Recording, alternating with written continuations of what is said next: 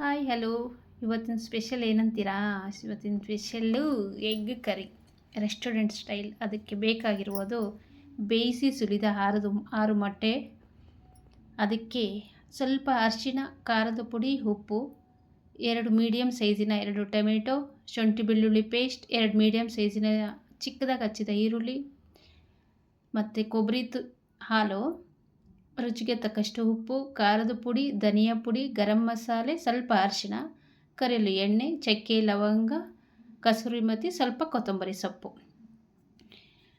ಇವೆಲ್ಲವನ್ನು ನೀಟಾಗಿ ಜೋಡಿಸಿಕೊಳ್ಳಿ. ಮತ್ತು ಬೇಯಿಸಿದ ಮೊಟ್ಟೆ ಜೊತೆಗೆ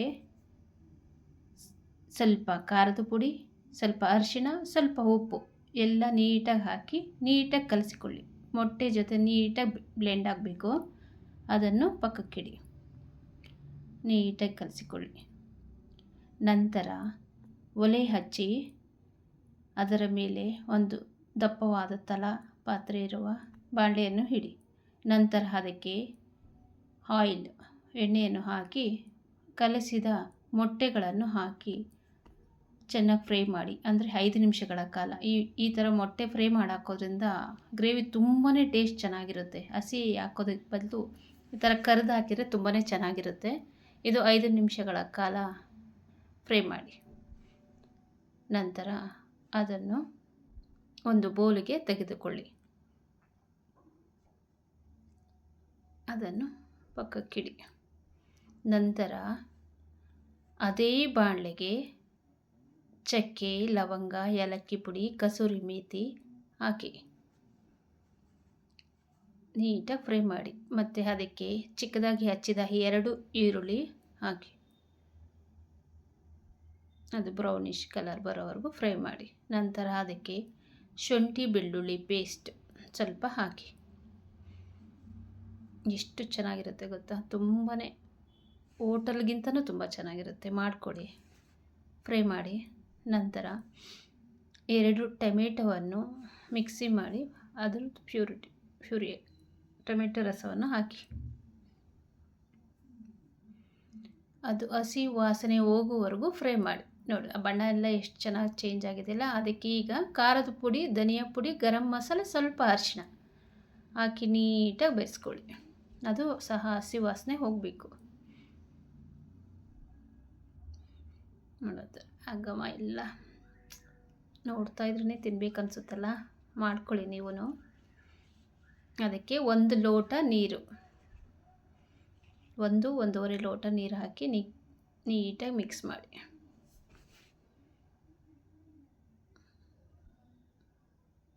ಅದಕ್ಕೆ ರುಚಿಗೆ ತಕ್ಕಷ್ಟು ಉಪ್ಪು ಹಾಕಿ ನೀಟಾಗಿ ಕುದಿಯಲು ಬಿಡಿ. 5 ನಿಮಿಷಗಳ ಕಾಲ ಕುದಿಯಲು ಬಿಡಿ. ಇದು ಪೂರಿ ಜೊತೆ, ಚಪಾತಿ, ಪರೋಟ ಜೊತೆ, ರೈಸ್ ಜೊತೆನೂ ಅಷ್ಟೇ ತುಂಬಾ ಚೆನ್ನಾಗಿರುತ್ತೆ.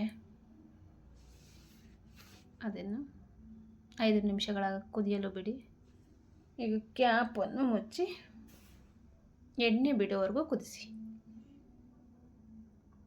ನಂತರ ಅದಕ್ಕೆ ಕೊಬ್ಬರಿ ಹಾಲು ಮಿಕ್ಸ್ ಮಾಡಿ. ಕೊಬ್ಬರಿ ಹಾಲಾದರೂ ಹಾಕ್ಬೋದು, ಗೋಡಂಬಿ ಹಾಲು ಹಾಕ್ಬೋದು. ಗೋಡಂಬಿ ಇಲ್ಲ ಅಂದರೆ ಹಸಿ ಕಡಲೆ ಹಸಿಟ್ಟನ್ನ ಹುರಿದು ಪುಡಿ ಮಾಡಿ ಅದನ್ನು ಹಾಕ್ಬೋದು.